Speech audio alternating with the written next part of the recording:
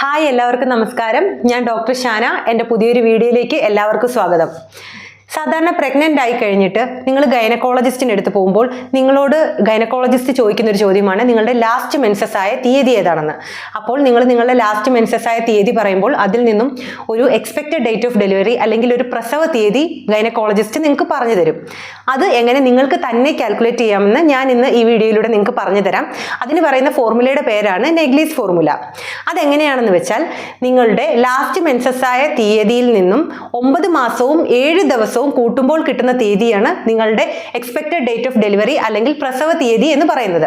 ഇതിനൊരു എക്സാമ്പിൾ പറയുകയാണെങ്കിൽ 1 ജാനുവരി 2025 അല്ലെങ്കിൽ 1/1/2025 ആണ് നിങ്ങളുടെ ലാസ്റ്റ് മെൻസസ് ആയ തീയതി എന്ന് വയ്ക്കുക. അപ്പോൾ അതിൽ നിന്നും 9 മാസവും 7 ദിവസവും ആഡ് ചെയ്യുമ്പോൾ നിങ്ങൾക്ക് കിട്ടുന്ന തീയതിയാണ് 8/10/2025 അല്ലെങ്കിൽ ഒക്ടോബർ 8, 2025. അതാണ് നിങ്ങളുടെ പ്രസവ തീയതി അല്ലെങ്കിൽ എക്സ്പെക്റ്റഡ് ഡേറ്റ് ഓഫ് ഡെലിവറി. നിങ്ങൾക്ക് എല്ലാവർക്കും ഇത് മനസ്സിലായെന്ന് വിചാരിക്കുന്നു. എന്തെങ്കിലും സംശയം ഉണ്ടെങ്കിൽ കമന്റ് ബോക്സിൽ പറയുക. അപ്പം എല്ലാവരും ഹാപ്പി ആയിട്ടിരിക്കുക, ഹെൽത്തി ആയിട്ടിരിക്കുക.